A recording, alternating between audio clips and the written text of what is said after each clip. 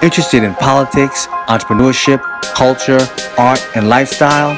Join me, Clyde Vanel, as we get stories from around Queens, New York State, and the world. I'm Clyde's Corner.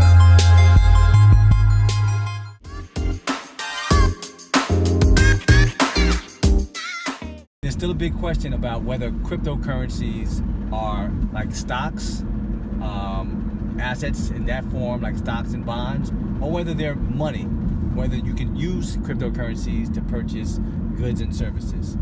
So I went on the internet to find out the places that accept cryptocurrencies for payment. And you would think there'd be much more, but there aren't that many. One of the main places is there's a guy called Dan Sim who owns a number of different restaurants and grocery stores, and he owns one place called Lean Crust in Fort Greene, so that's where we're headed.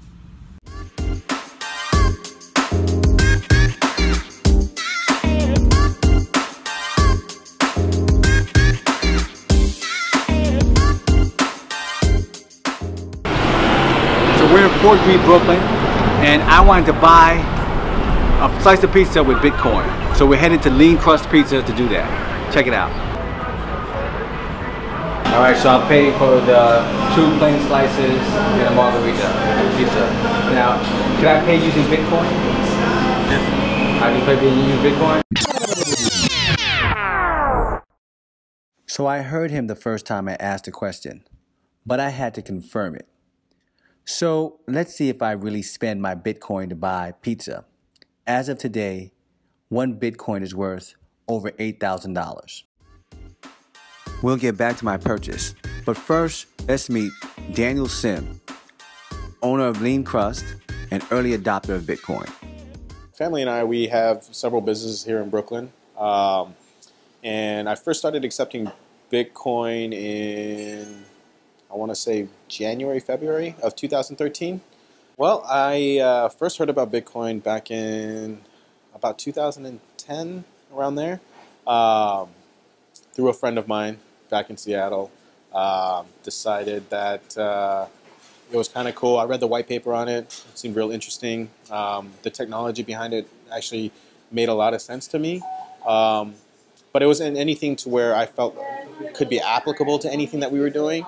And when Bitcoin first kind of hit the news in 2013, I was like, oh, interesting.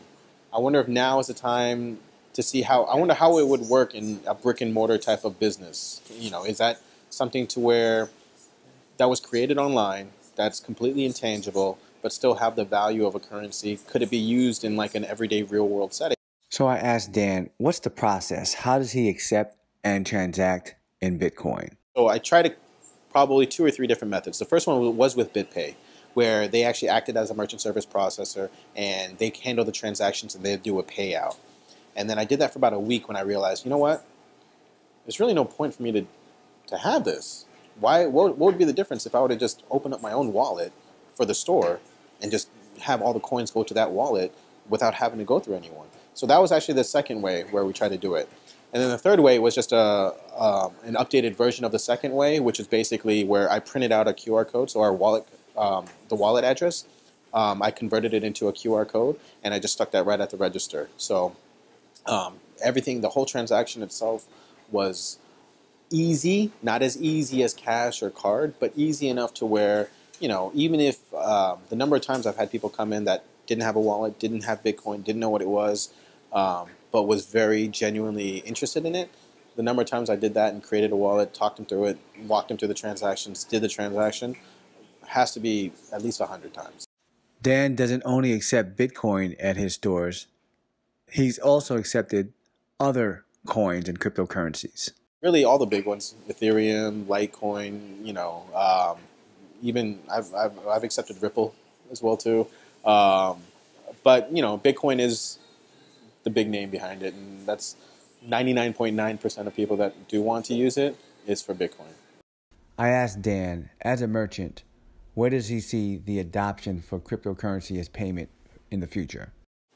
I feel at a certain point there'll be a tipping point, and once that happens, I feel like it's just going to go the way of credit cards and cash. I don't see how it can't. One, credit cards, the technology in credit cards has been obsolete. The magnetic stripe and so I feel like something has to happen anyway. 10 years from now, I don't see us using credit cards. Fraud in terms of security, in terms of it's just as vulnerable as any other currency that we use today as a payment method. But I just feel like with the magnetic stripe or even the chip, honestly, what people don't realize is a chip takes at least twice, or if not 3 times longer than swiping, then just because you have to wait for the transaction, has to read the card, has to read the information. Even though we feel like we're taking a step forward, we actually really haven't gone anywhere because we've increased the security features of it, but we've also extended the time from, and it's minuscule, but when it starts to add up, if you have a line of 30 people, 10 seconds is a long time. All this talk about cryptocurrency and Bitcoin was making me hungry. And I had to get back to the real reason why I was there. So this is gluten-free pizza. Let's see how it tastes.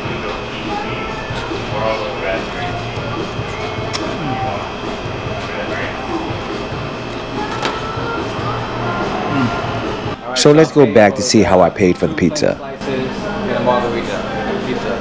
Now, can I pay using Bitcoin? I can pay using Bitcoin? So I can pay using Bitcoin. But I'm not going to do that. I would pay with credit card. All right. Here you go. So it comes down to this. For Bitcoin to be more like cash, 2 things have to happen. More merchants like Dan have to accept Bitcoin as payment. But at the same time, more people like me have to be willing to use Bitcoin to pay for pizza. At this point, Dan is very willing to accept it. I'm not that willing to pay for it with Bitcoin just yet.